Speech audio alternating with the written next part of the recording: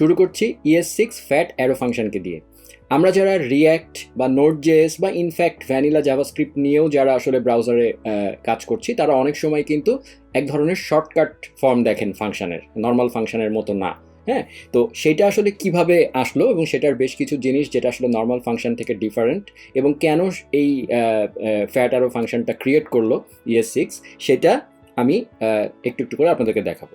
তো শুরুতে আমি একটা নর্মাল ফাংশন লিখছি, ধরলাম আমার ফাংশনের নাম হচ্ছে নাম্বার, এবং সেটা জাস্ট একটা নাম্বার রিটার্ন করে দেয়, ধরলাম 10, এবং আমি এই নাম্বারটাকে, এই ফাংশনটাকে console.log করলাম, তাহলে আমার আউটপুট আসবে 10। ঠিক আছে, এবার আমি এই ফাংশনটাকে জাস্ট অ্যারো ফাংশনে কনভার্ট করব। অ্যারো ফাংশনে কনভার্ট করার জন্য আমি ফাংশন শুরুতেই হচ্ছে আমরা এরকম করে, মানে এই যে জিনিসটা, এটা ফার্স্টে আমরা লিখব। ঠিক আছে, তারপরে আমরা একটা এরকম অ্যারো দিব। ঠিক আছে, এরপরে আমার পরের যে অংশটা আমার ফাংশনের বডি থাকবে, জাস্ট এভাবে চিন্তা করেন, এবং তারপরে আমি জাস্ট এই রিটার্নকে এখানে নিয়ে আসলাম। হ্যাঁ, তাহলে এবং এটাকে আমি জাস্ট একটা নাম দিতে পারি, ধরলাম var বা let, যাই দেই না কেন, let number is equal to এটা। সো তাহলে আমার এই ফাংশনটা অ্যারো ফাংশনে কনভার্ট হয়ে গেল। হ্যাঁ, সো আমি যদি এখন এটাকে রান করি, আমি একই আউটপুট পাচ্ছি। ঠিক আছে, এখন এই অ্যারো ফাংশনটাকে আর একটু সিম্পলিফাই করা যায়, আরও ছোট্ট করা যায়। কিভাবে? যদি আমার এই অ্যারো ফাংশনের বডির মধ্যে একটাই স্টেটমেন্ট থাকে, আর কিচ্ছু নাই, কিন্তু আমার কিন্তু একটাই স্টেটমেন্ট, সো আমি এটাকে ব্র্যাকেট না দিলেও আমার চলবে। আমি এটাকে, যদি একটাই এরকম স্টেটমেন্ট থাকে, তাহলে আমি এটাকে এরকম এক লাইনে লিখে ফেলতে পারি। ঠিক আছে, এবং যদি সেই স্টেটমেন্টটা রিটার্ন করে কোনো কিছু, মানে আমার একটা অ্যারো ফাংশনের মধ্যে একটাই স্টেটমেন্ট আছে এবং সেটা হচ্ছে return something, then I can simply omit the return. ঠিক আছে, so this is the simplest form of an arrow function. So আমি যদি এখন আউটপুট দেখি, আমার আউটপুট আসছে একই, কিন্তু এখানে একটা ব্যাপার আছে। যদি আমার এই জায়গাটায় এরকম থাকতো, ধরেন রিটার্ন 10 না, এই জায়গাটায় আছে console.log 10। ঠিক আছে, এবং সেই ক্ষেত্রে আমার এখানে console.log দেওয়ার প্রয়োজন নাই।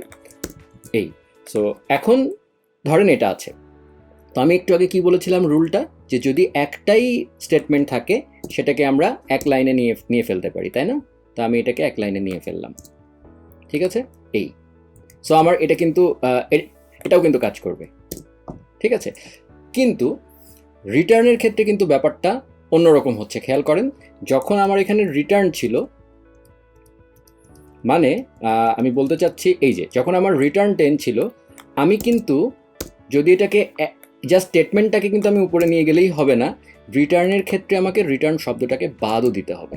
মানে যদি আমি এক লাইনে লিখে ফেলি, তাহলে রিটার্ন যদি থাকে, রিটার্নকে অবশ্যই আমাকে মুছে দিতে হবে। রিটার্ন থাকলে কিন্তু কাজ করবে না। লাইক যদি আপনি দেখেন কাজ করে কিনা, এই যে এটা কিন্তু এরর দিচ্ছে। সো রিটার্ন থাকলে আমাকে রিটার্ন লেখাই যাবে। ঠিক আছে, সো এই হচ্ছে নর্মাল ফাংশন থেকে অ্যারো ফাংশনের কনভার্সন গেল। এবার আরেকটা জিনিস আমি যেটা বলবো সেটা হচ্ছে, ধরে নেন যে আমার যে আগের নর্মাল ফাংশনটা, সেই নর্মাল ফাংশনটায় কিছু প্যারামিটার ছিল। লাইক ধরেন এখানে এই যে নাম্বারটা আমি 10 রিটার্ন করে দিচ্ছিলাম, তা না করে ধরেন আমি n নামে একটা প্যারামিটার পাস করছিলাম। ঠিক আছে, সেই ক্ষেত্রে আমি এখানে ধরেন এইখান থেকে 10 পাস করছিলাম এবং এখানে জাস্ট রিটার্ন n হচ্ছিল। ঠিক আছে, তাই যদি হয়, এই জিনিসটাকে আমি আসলে কনভার্ট করব কি করে ফ্যাট অ্যারোতে? তো এইটাকে কনভার্ট করার নিয়ম হচ্ছে ওই একই, আমার যে প্যারামিটারগুলো, সেই প্যারামিটারগুলো এখানে জাস্ট আসবে, দ্যাটস ইট। মানে আমি যে বলেছিলাম না যে কপি করার সময় এইটা দিয়ে শুরু করবেন, সো এখানে যা আছে সবই, মানে এই লেফট অ্যারোয়ের লেফট পাশটা হচ্ছে আমার ফাংশনের প্যারামিটার এরিয়া, মানে এই অংশটা, আর ডান পাশটা হচ্ছে আমার ফাংশনের বডি এরিয়া। ঠিক আছে, দ্যাটস ইট। সো এখন এই যে আমার নাম্বার n এইভাবে পাঠিয়ে দিলাম, এখন আমি console.log এটা করলে আমি এবার আউটপুট পাবো, এই যে 10। সো এটা গেল আমার আরেকটা ওয়ে। আরেকটা জিনিস যেটা বলতে চাই, যদি আপনার প্যারামিটার একটাই থাকে, সেই ক্ষেত্রে you can omit this brackets. যদিও আমার এখানে আমি একটা ESLint প্লাগইন ইউজ করছি, যার কারণে সেটা আসলে রেকমেন্ড করে যে সবসময় ব্র্যাকেট ইউজ করতে, বাট আপনি চাইলে আরও শর্টকাটে যদি একটাই থাকে আপনি এভাবে লিখতে পারেন, ঠিক আছে, সেটাও কাজ করবে। কিন্তু যদি মাল্টিপল প্যারামিটার থাকে, যেমন ধরেন আপনার A অ্যান্ড B দুইটা প্যারামিটার আপনি এখানে নিচ্ছেন, সো এখান থেকে আপনি ধরেন 10 আর 5 এখানে করছেন, এবং এখানে জাস্ট আপনি A প্লাস B রিটার্ন করছেন, ঠিক আছে। সো সেই ক্ষেত্রে কিন্তু ব্র্যাকেট মাস্ট দিতে হবে, মানে এই ক্ষেত্রে কিন্তু আপনি আবার এরকম লিখতে পারবেন না, হ্যাঁ। সো যার কারণে কনভেনশন অনুযায়ী আমার সাজেশন হচ্ছে সবসময় ব্র্যাকেটটা ইউজ করা, তাতে হবে কি ভুল হবে না কখনো, আর কি কখনো মিস হবে না।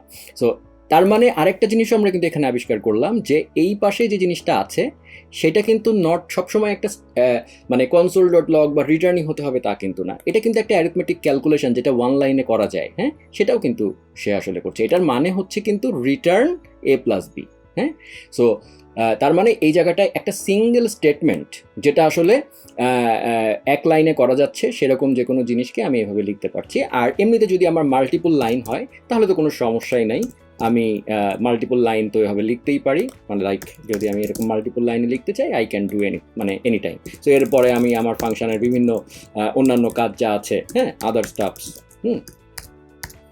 সো ওগুলো কিন্তু আমি করতে পারবো।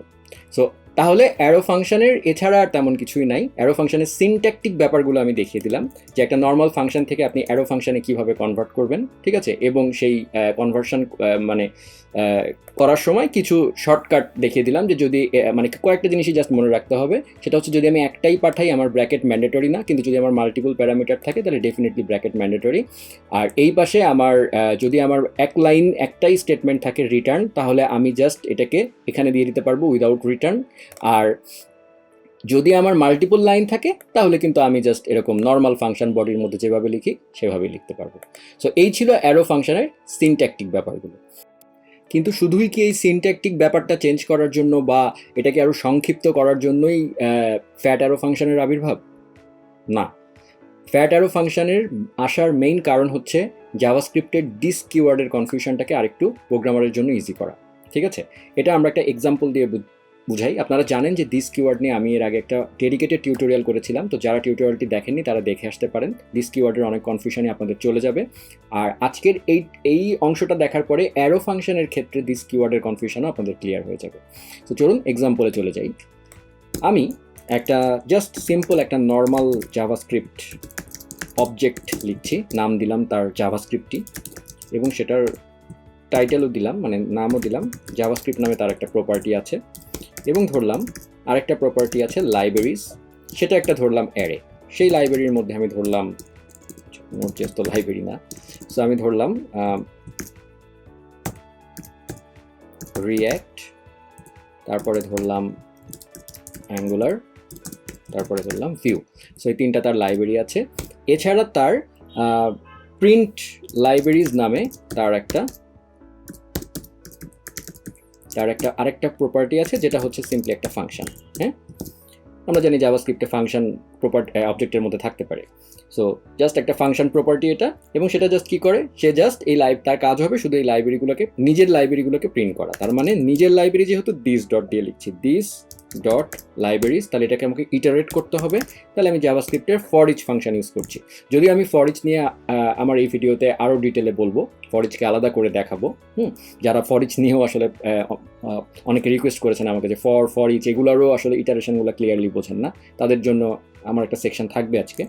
সো বেসিক্যালি ফর ইচ কী করে আপাতত যেটা আপনারা বুঝতে পারেন, ধরে নিতে পারেন যে ফর ইচ হচ্ছে প্রত্যেকটা এলিমেন্টের মধ্যে অ্যারে, হ্যাঁ, তার প্রত্যেকটা এলিমেন্টের মধ্যে দিয়ে ইটারেট করবে, এবং প্রত্যেকটা ইটারেশনের সময় ফার্স্ট টাইম যেমন প্রথমবারে যখন আসলো তখন এর ভিতরে যে ফাংশনটা আমি লিখে দিব, মানে এটাকে কলব্যাক ফাংশন বলে, যে ফর ইচের ভিতরে আমি এখন যে ফাংশনটাকে লিখবো সেই ফাংশনটাকে আসলে সে কল করবে প্রত্যেকটা ইটারেশনে, প্রত্যেকটা এলিমেন্টের জন্য। মানে রিঅ্যাক্টের জন্য একবার এই ফাংশনটা কল হবে, অ্যাঙ্গুলারের জন্য এই ফাংশনটা একবার কল হবে, এরকম আর কি।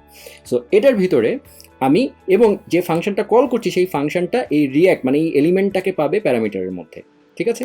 ধরলাম এই আকারে সে পাচ্ছে, এবং আমি এখানে just simply console dot log করে দিচ্ছি, ধরলাম দিস ডট নেম মানে JavaScript, this dot name loves A, that's it. So আমি বলতে চাচ্ছি আসলে জাভাস্ক্রিপ্ট লাভস রিয়্যাক্ট, তারপরে বলবো জাভাস্ক্রিপ্ট লাভস অ্যাঙ্গুলার, তারপরে বলবো জাভাস্ক্রিপ্ট লাভস ভু, এরকম। সো এইবার লাস্টে আমি কল করছি এই অবজেক্টটাকে। তো এটাকে কল করার জন্য আমি just JavaScript dot print libraries, এটা আমি কল করলাম। এখন যদি আমি রান করি, খেয়াল করেন জাভাস্ক্রিপ্ট কিন্তু আসেনি, আনডিফাইন্ড আসছে। তার মানে এই যে দিস ডট নেম, সে কিন্তু একে পাচ্ছে না। এবার আমি একটু বলি কেন পাচ্ছে না। এই যে জাভাস্ক্রিপ্ট, আমি বলেছিলাম আমার দিস কিওয়ার্ড টিউটোরিয়ালে যে প্রথমে আমাকে দেখতে হবে যে আমার এই ফাংশনটা কল হচ্ছে কোথার থেকে। এটা কল হচ্ছে এই লাইন থেকে। এই লাইনে আমি আসলাম 12 নম্বর লাইনে। এরপরে আমি দেখব যে কোনো ডট আছে কিনা তার আগে। হ্যাঁ, ডট আছে। ডটের ঠিক আগে লেফটে যেটা আছে সেটা কে? জাভাস্ক্রিপ্ট। হ্যাঁ, সো এই জাভাস্ক্রিপ্ট ভদ্রলোক মানে হচ্ছে এই ভদ্রলোক, তাই না? এই অবজেক্টটা। তার মানে এই অবজেক্টের মধ্যে মানে এই যে ডট যে আর কি এই ফাংশনটাকে কল করেছে, এই ফাংশনের ভিতরে এই মানে একে আসলে এই জাভাস্ক্রিপ্টকে আমি পাবো দিস হিসাবে। মানে যে এই ফাংশনটাকে যে কল করবে, এ কল করেছে, এ হচ্ছে এইটা, তাই না? তাহলে এই ফাংশনের মধ্যে দিস হবে হচ্ছে এই অবজেক্টটা। ঠিক আছে, সিম্পল। সো এইখানে তাহলে আমি আসি, এই ফাংশনের ভিতরে মানে প্রিন্ট লাইব্রেরিজ যে ফাংশন সেটা হচ্ছে এটা। আমরা বললাম যে এর ভিতরে দিসকে, দিস হচ্ছে এই জাভাস্ক্রিপ্ট অবজেক্টটা। যদি আমি এখানে কনসোল ডট লগ করি,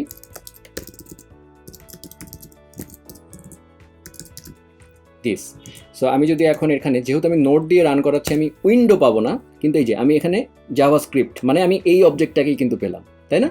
সো তার মানে যেটা বললাম যে দিস যেটা আমি পাঠাচ্ছি সেটা হচ্ছে বেসিক্যালি তার কাছে তারই বাইরের অবজেক্টটা। তাহলে দিস ডট লাইব্রেরিজ এই জায়গাটায় সে লাইব্রেরিজ পাবে, কারণ এই অবজেক্টটার তো লাইব্রেরিজ একটা প্রপার্টি আছে। ফর ইচের মধ্যে যখন আমি যাচ্ছি তখন কিন্তু এটা একটা আরেকটা ফাংশন, এবং সেটা কিন্তু ফর ইচের কল ব্যাক ফাংশন। মানে ফর ইচের মধ্যে মানে ফর ইচ নিজে নিজে সেটাকে কল করবে, এটার উপরে কিন্তু আমাদের কন্ট্রোল নাই। হ্যাঁ, সো বাইরের দিস আর ফর ইচের মধ্যে দিস কিন্তু ডিফারেন্ট, কারণ এটা একটা নর্মাল ফাংশন জাভাস্ক্রিপ্টের। জাভাস্ক্রিপ্ট এভাবেই কাজ করে আসলে, ভ্যানিলা জাভাস্ক্রিপ্ট। ব্যাপারটা হচ্ছে এই যে ভদ্রলোক, এই ভিতরের যে কলব্যাক ফাংশন, হ্যাঁ, আমি তো ফর ইচ যে ফাংশনটা ইউজ করছি এটা কি আমার নিজের বানানো ফাংশন বা আমার এই জাভাস্ক্রিপ্ট অবজেক্টের মধ্যে থাকা কোনো ফাংশন না। এই ফর ইচ হচ্ছে জাভাস্ক্রিপ্টের একটা বিল্ট ইন জিনিস। তো একে কল করবে মানে এর ভিতরে আমি জাস্ট একটা ফাংশন পাস করে দিচ্ছি, বলছি যে ভাই ফর ইচ, তোমার উপরে তো আমার কন্ট্রোল নাই, তোমাকে আমি একটা ফাংশন দিয়ে দিলাম, তুমি সেই ফাংশনটা কল করে দিও প্রত্যেকটা এলিমেন্ট যখন তুমি ইটারেট শেষ করবা তখন, তাই না? তার মানে কি ওটাকে কিন্তু কল আমরা করছি না, ওটাকে কল করছে আরেকজন, আমাদের মেইন গ্লোবাল কনটেক্সট এটাকে কল করছে। যার কারণে এই ফাংশনের মধ্যে যে দিসটা সেটা কখনোই আমার বাইরের দিস না। আমি যদি এখানটায় কনসোল ডট লগ করি, দিস দেখেন, যেহেতু এটা নোড জেএস, সো আমি গ্লোবাল নামে একটা জিনিস পাচ্ছি। যদি এটা ব্রাউজার হতো তাহলে আমি উইন্ডো পেতাম। ঠিক আছে, সো তার মানে হচ্ছে এটার উপর, তার মানে আমি যেটা বললাম যে এই দিস কিন্তু সেই দিস না, যার কারণে দিস ডট নেম বলার কারণে আমি কিন্তু এই নেমকে পাচ্ছি না। ঠিক আছে, সো আমি আসলে আজকের টিউটোরিয়াল ছিল হচ্ছে ফ্যাট অ্যারো ফাংশন নিয়ে বলার কথা, বাট আমি কিন্তু দিসের আরেকটু ডিটেলে আপনাকে গেলাম। এবার আসি, এই যে জিনিসটা বললাম, কিন্তু আমার এক্সপেকটেশন কি ছিল? আমি নিশ্চিন্তে এই ফাংশনের মধ্যে একটা ফাংশন দিয়ে দিয়েছিলাম, এবং আমি অ্যাজ এ প্রোগ্রামার আমার কিন্তু এত ডিটেলে অনেক সময় আমরা দ্রুত কোড করি, আমাদের কিন্তু প্রবলেম হয় যে এর ভিতরে যে দিসকে তুমি ভাই পরিবর্তন করে ফেলছো। তার মানে হচ্ছে this for each is actually changing the outer this to something else, that's creates a confusion. সেই কনফিউশনটা থেকে প্রোগ্রামারের লাইফ ইজি করার জন্য, যে ঠিক আছে ভাই তোমার কনফিউশন হচ্ছে কারণ কি ফর ইচ দিসকে চেঞ্জ করে ফেলে, দ্যাটস ওয়াই আমাদের arrow function comes into play. Arrow ফাংশনের ক্ষেত্রে যেটা করা হলো, এইরকম সিনারিওতে, ঠিক আছে, এই যে ফাংশন সে যে বাইরের দিসকে চেঞ্জ করে ফেলছে, সেই চেঞ্জটাকে যেন প্রোগ্রামার যদি চায়, প্রোগ্রামারের হাতে কিন্তু ফ্রিডম অ্যারো ফাংশনের আগে ছিল না, তাকে আসলে সামহাও তাহলে কি করতে হতো, এই যে তাহলে এই যে দিস, তাহলে তাকে আরেকটা জিনিসের মধ্যে বাইরের দিসটাকে রেখে সেই দিসটাকে মানে সেলফ ডট, আমি যদি এইভাবে এখন লিখতাম তাহলে আমি এখন আশা করি আউটপুট পাবো এই যে এখন কিন্তু আমি আউটপুট পাচ্ছি, কারণ আমি কি করেছি, বাইরের দিসটাকে একটা ভ্যারিয়েবলের মধ্যে নিয়েছি, সেই ভ্যারিয়েবলটাকে ভিতরে ইউজ করছি। হ্যাঁ, তার মানে এইভাবে আমরা একটা হ্যাক করতে পারতাম। So which is not convenient যে আমি আরেকটা ভ্যারিয়েবলের মধ্যে আসলে দিস রাখবো তারপরে। সো এই জন্যই এইটাকে যদি আমি এখান থেকে বাঁচতে চাই, আমি যেটা করতে পারি, এইটাকে একটা ফ্যাট অ্যারো ফাংশনে কনভার্ট করে ফেলতে পারি। এবং যেহেতু আমাদের এর আগে আমি বলেছিলাম এক লাইনই আছে, so we can skip this line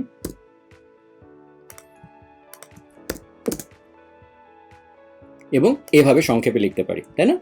so তাহলে এইটা হয়ে গেল। সো এখন যদি আমরা এটাকে রান করি, দেখবেন, সরি আমার একটা ভুল হয়েছে মেবি, কনসোল ডট, ও সরি এই অ্যারোটা তো মুছিনি, এই। সো এখন আরে এখানে আমি এখনো সেলফ রেখেছি, extremely sorry, this dot name. So এখন যদি আমি চালাই, এই যে, সো তার মানে এখন কিন্তু দিস তার ঠিকঠাক ভ্যালু পাচ্ছে ফর ইচের মধ্যে। এর মানেটা হচ্ছে এর ভিতরে, ফর ইচের ভিতরে এই যে দিসটা, সোজা কথা অ্যারো ফাংশন দিসে কোনো হাতি দেয় না। আপনারা জাস্ট সিম্পল একটা জিনিস মনে রাখবেন, অ্যারো ফাংশন দিসকে নিয়ে কনসার্নডই না। বাইরের যে দিস আছে তার কাছে দিসের রেফারেন্স এক্স্যাক্টলি সেম। মানে অ্যারো ফাংশন নিজে যে কনটেক্সটে আছে, যে এনভায়রনমেন্টে আছে, সেটা উইন্ডোতে হতে পারে, সেটা কোনো একটা ফাংশনের ভিতরে হতে পারে, সেটা কোনো একটা অবজেক্টের ভিতরে হতে পারে, সে ওই তার ঠিক বাইরে দিসের যে ভ্যালু, তার ভিতরে দিসের সেম ভ্যালু থাকবে। That's the simple thing. এই একটা জিনিস মনে রাখবেন। সো যেহেতু আমার আগের বারের প্রবলেম ছিল হচ্ছে দিসকে পরিবর্তন করে ফেলছিল আমার normal function, arrow function just সেটা করছে না, যার কারণে আমার এই যে অ্যারো ফাংশনটা, হ্যাঁ, এই অ্যারো ফাংশনটা আছে কি, অ্যারো ফাংশনটা আছে হচ্ছে এই যে এইটার মধ্যে, হ্যাঁ, মানে আমার এই যে মেইন অবজেক্টের মধ্যে। সো ও জাস্ট আগের, মানে এই ফাংশনের মধ্যে দিসের যে ভ্যালু ছিল, হ্যাঁ, এই জায়গাটায় দিসের যে ভ্যালু ছিল, সেটা কি ছিল, সেটা ছিল ওই যে জাভাস্ক্রিপ্ট অবজেক্টটা, তাই না, জাভাস্ক্রিপ্ট অবজেক্টটা। সো সেই অবজেক্টটাকেই আসলে ও ধরে রেখেছে, ও কোনো চেঞ্জ করছে না। দ্যাটস ওয়াই আমার এখানে লাইফটা ইজি হয়ে যাচ্ছে। সো যার কারণে এই সব ক্ষেত্রে অ্যারো ফাংশন ইউজ করলে আমরা সুন্দর মতো আউটপুট পাবো। ঠিক আছে? সো আমাদেরকে আসলে মানে আমি যদি আমার বাইরের দিসটাকে আমি ফাংশন, আমার কোনো কল ব্যাকের ভিতরে বা কোনো ইনার ফাংশনের ভিতরে ইউজ করতে চাই, তাহলে this is the way. Arrow function লাইফটা ইজি করছে। ওকে, সো এটা গেল আমাদের অ্যারো ফাংশনের মেইন আসার কারণটা এবং মানে মোস্ট ইম্পর্টেন্ট থিং। অ্যারো ফাংশনের আরেকটা ব্যাপার আছে, হ্যাঁ, সেটা হচ্ছে আমরা এই যে একটা এক্সাম্পল দেখলাম, এই এক্সাম্পলে আমি তো একটা খুব সিম্পল একটা দেখালাম ফর ইচ, তাই না? এবার আমরা ভ্যানিলা জাভাস্ক্রিপ্টে, মানে ব্রাউজারের মধ্যে আমরা অনেক সময় বিভিন্ন ক্লিক ইভেন্ট, হ্যাঁ, বিভিন্ন ধরনের ইনপুটের ক্ষেত্রে আমরা কি আপ ইভেন্ট, হ্যাঁ, মানে অ্যাড ইভেন্ট লিসেনার নামক ইভেন্ট লিসেনার দিয়ে আমি কিন্তু বিভিন্ন ধরনের ইভেন্ট ক্যাপচার করি, রাইট? এবং সেই ইভেন্টগুলোও কিন্তু এরকম এই ফর ইচের মতো ভিতরে একটা কল ব্যাক ইউজ করে। সো আমরা ওইরকম একটা এক্সাম্পল দেখবো তাহলে, কারণ এই জিনিসটা নিয়েও আমাকে অনেকে খুব বারবার কোশ্চেন করছেন যে ইভেন্ট লিসেনারগুলোর মধ্যে অ্যারো ফাংশনের ব্যবহার তাদের কাছে একদম টোটালি মিস্টেরিয়াস লাগছে। সো সেই জিনিসটাও আমি আরেকটা এক্সাম্পল দিব আর কি, তাতে একটু ভিডিও লং হলেও এক্সট্রিমলি সরি। আপনারা স্ক্রিনে যে কোডটা দেখতে পাচ্ছেন সেটা একটা সিম্পল ভ্যানিলা জাভাস্ক্রিপ্ট কোড। আমার এখানে একটা index.html ফাইল আছে, সেখানে আমি জাভাস্ক্রিপ্ট ফাইলটাকে লোড করেছি আমার এটা, এবং এখানে জাস্ট তিনটা জিনিস আছে। একটা হচ্ছে, তিনটা এলিমেন্ট আছে, একটা হচ্ছে ইনপুট এলিমেন্ট যেটা আপনি দেখতে পাচ্ছেন, আর একটা আছে দুইটা পি ট্যাগ, একটা পি ট্যাগ হচ্ছে রেজাল্ট আর একটা পি ট্যাগ হচ্ছে থ্যাঙ্কস। ঠিক আছে? সো এখন আমার এই যে আমার যে ইয়েটা, সেটা আমি কি করছি, আমি এখানে যে সার্চ ইনপুটটাকে এখানে কোয়ারি সিলেক্টর দিয়ে এই ইনপুট এরিয়াটাকে এই ইনপুটটাকে সিলেক্ট করেছি, ডিসপ্লে দিয়ে আমি প্রথম রেজাল্ট পি ট্যাগটাকে সিলেক্ট করেছি এবং থ্যাঙ্কস দিয়ে আমি থ্যাঙ্কস যে পি ট্যাগটা ছিল সেটাকে সিলেক্ট করেছি। ওকে, বেসিক্যালি এই কোডটা আমার চ্যানেলে একজন কমেন্ট দিয়েছেন, আমার এক ছোটো ভাই। তো তার কোশ্চেন ছিল এই যে অ্যাড ইভেন্ট লিসেনারের মধ্যে আসলে ভিতরে কিভাবে দিস কাজ করছে, তার কাছে কনফিউশন লেগেছে, যার কারণে আমি সেটা ক্লিয়ার করছি এবং আমার মনে হয়েছে এটা ক্লিয়ার করলে আপনাদের সবারই উপকার হবে, যার কারণে এই এক্সাম্পলটা আমি দেখাচ্ছি। সো এই ক্ষেত্রে আমাদের যেটা দেখতে হবে সেটা হচ্ছে এই যে শো ফাংশনটা সার্চ ইনপুটের অ্যাড ইভেন্ট লিসেনারে কি আপ ইভেন্টে আমি লিসেন করছি, যে যখনই এখানে আমি কোনো কি আপ ইভেন্ট করব তখন আমার এই শো ফাংশনটা কল হবে, এই নর্মাল ফাংশনটা, এটা কিন্তু অ্যারো ফাংশন না। সো তার মধ্যে আমার ইনার HTML সে কী করবে, দিস ডট ভ্যালু, মানে আমার এই এরিয়ার মধ্যে যা লিখবো সেটা সে আমার এই ডিসপ্লে পি এর মধ্যে, মানে রেজাল্ট পি এর মধ্যে দিয়ে দিবে। আর সেট টাইম আউটের মধ্যে যেটা আছে 1 সেকেন্ড পরে সে ইনার HTML যে থ্যাঙ্কস যে পি ট্যাগটা দেখিয়েছিলাম তার মধ্যে সে লিখবে ইউ হ্যাভ টাইপড ওই ভ্যালুটা। ঠিক আছে? সো আমরা এখানে লিখি, ধরলাম এখানে টেস্ট, দেখেন এই প্রথম টেস্টটা হচ্ছে এই ডিসপ্লে ডট ইনার এইচটিএমএল এর টেস্টটা, সেটা কিন্তু আসছে, কিন্তু সেট টাইম আউটের মধ্যে যেটা হচ্ছে সে কিন্তু আনডিফাইন্ড পাচ্ছে, মানে সেট টাইম আউটের ভিতরে এটা নর্মাল ফাংশন ইউজ করার কারণে ভ্যালুটা চেঞ্জ হয়ে গেছে। ঠিক আছে, সো আমরা যদি আমাদের আগের এক্সাম্পলটা রেফারেন্স দিয়ে চিন্তা করি যে সার্চ ইনপুটকে মানে এই যে অ্যাড ইভেন্ট লিসেনার, হ্যাঁ, এই শো ফাংশনটাকে কল করছে কে? এই শো ফাংশনটাকে কল করছে কিন্তু আমার ইনপুট বক্সটা, তাই না? সো সে জাস্ট তার কি অ্যাপ ইভেন্টে এই ফাংশনটাকে কল করে দিচ্ছে। সো এখানে যে দিসের ভ্যালু সেটা কিন্তু এই সার্চ ইনপুট। আমরা যদি এখানে কনসোল ডট লগ দিস করি তাহলে আমি এখানে লিখলাম, এই যে খেয়াল করেন আমার কিন্তু ইনপুট যে জিনিসটা সেটা হচ্ছে আমার দিসের ভ্যালু। ওকে, সো যার কারণে ওইটা ডট ভ্যালুটা কোথায় আছে? ওই ইনপুটের মধ্যেই তো আছে। সো দিস ডট ভ্যালুর মধ্যে আমি আসলে এখানে ভ্যালু পাচ্ছি। সো এখানে আমি ভ্যালু পাচ্ছি, কিন্তু এই ফাংশনের মধ্যে সেট টাইম আউট, এই ফাংশনের মধ্যে এই যে ভিতরে যে ফাংশনটা দেওয়া আছে এটা কি কলব্যাক ফাংশন না? সো এই ফাংশনকে কিন্তু আমার ইনপুট বক্স কল করবে না, এইটাকে কল করবে কে? এই ফাংশনটা কল হবে সেট টাইম আউট, একটা বিল্ট ইন ফাংশন, উইন্ডোর মানে উইন্ডো আসলে এর ভিতরের কলব্যাকটাকে কল করবে এই 1 সেকেন্ড পরে। সো যার কারণে এর ভিতরে যখন আমি দিস দিব তখন সেটা হচ্ছে আসলে বেসিক্যালি উইন্ডোকে পয়েন্ট করবে, যার কারণে দিস ডট ভ্যালু আপনার আগের এক্সাম্পলের সাথেও মিল আছে। ইনফ্যাক্ট দিস ডট ভ্যালু, তাহলে ওই ভ্যালু তো সে পাবে না, যার কারণে এখানে আনডিফাইন্ড আসবে। সো তাহলে আমার কোশ্চেন হচ্ছে, আপনি তাহলে বলতে পারেন যে তাহলে কি আমাকে এখানে অ্যারো ফাংশন ইউজ করা ছাড়া কোনো রাস্তা নেই? হ্যাঁ আছে, তখন আপনাকে ওই সিলি হ্যাকটা করতে হবে। আপনাকে তাহলে ওই যে দিসটা, যেহেতু দিসটা সে চেঞ্জ করে ফেলবে, সো চেঞ্জ করার আগেই তার একটা রেফারেন্স রাখতে হবে আপনাকে এখানে, হ্যাঁ, এবং সেই রেফারেন্সটা আপনি তখন এখানে ইউজ করতে পারবেন। সো এখন যদি আপনি লেখেন এই যে ইউ হ্যাভ টাইপ টেস্ট, তো এখন আপনি পাচ্ছেন ভ্যালু। ওকে, এটা গেল একটা সিনারিও। এবার আমরা এটাকে কমেন্ট আউট করি এবং আমরা জাস্ট এই শোটাকে আমরা এই অ্যারো ফাংশন দিয়ে কনভার্ট করে দিই। সো এখন যদি আমি এখানে লিখি, খেয়াল করেন এটার মধ্যে দিস ডট ভ্যালু, এই দিস আবার সে পাচ্ছে না। আপনারা কি বুঝতে পারছেন কেন এটা আনডিফাইন্ড আসছে, কেন কাজ করছে না? ওকে, চলেন ফাইন্ড আউট করি। বোঝার সুবিধার্থে আমি এই অ্যারো ফাংশন এই জিনিসটাকে, হ্যাঁ, এরকম আলাদা করে না রেখে এই জায়গাটাই রাখি, যেন আপনারা চোখের সামনে একদম দেখতে পান। কারণ অ্যারো ফাংশন নর্মালি অ্যানোনিমাসলি এভাবেই লেখা হয়। তো এই যে আমি লিখলাম, তো এই জায়গাটায় দিস কেন পাচ্ছে না? কারণ হচ্ছে আমি বলেছি যে অ্যারো ফাংশন দিসকে ক্যারি করে না, অ্যারো ফাংশন দিসকে চেঞ্জ করে না। তার আগে সে নিজে, মানে তার বাইরে দিসের যে ভ্যালু ছিল তার মধ্যেও দিসের একই ভ্যালু থাকবে। ও জাস্ট ডাজন্ট কেয়ার, ও দিসকে চেঞ্জই করে না, ও দিস নিয়ে কোনো মাথা ব্যথা নাই। তার মানে দিসের যে রুলগুলো আমি আপনাদেরকে শিখিয়েছিলাম সেই রুলগুলো সবই হচ্ছে অনলি ফর নর্মাল ফাংশন। আমার আগে দিস ভিডিওতে যে রুলগুলো, 4টা রুল আমি দেখিয়েছিলাম, 4টা রুলই applies for only normal function. কিন্তু অ্যারো ফাংশনের ক্ষেত্রে ওরকম দিসের কোনো রুলই নেই, কারণ অ্যারো ফাংশন দিসকে বোঝেই না। সো তার মানে কি, এই যে আমার ভিতরে যে দিসটা, সেই দিসটা হচ্ছে বাইরের this.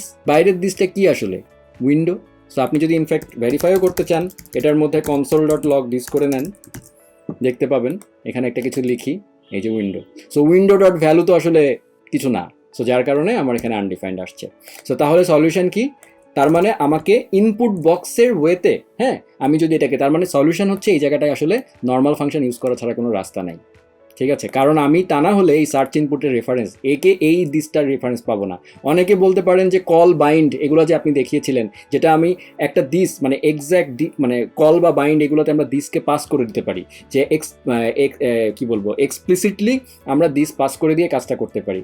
Sorry, call bind will not work for arrow function. আমি আবারও বলছি, আমি যে রুলগুলো দেখিয়েছিলাম those rules are for normal function. Arrow function doesn't care about this, so it doesn't accept this parameter from any call or anything else. ঠিক আছে, so এই জিনিসটাই জাস্ট মাথায় রাখবেন যে এইরকম কেসে আসলে যদি ভিতরে দিস ইউজ করতে হয় বাইরের দিস, তাহলে ডেফিনেটলি নর্মাল ফাংশন ইউজ করতে হবে।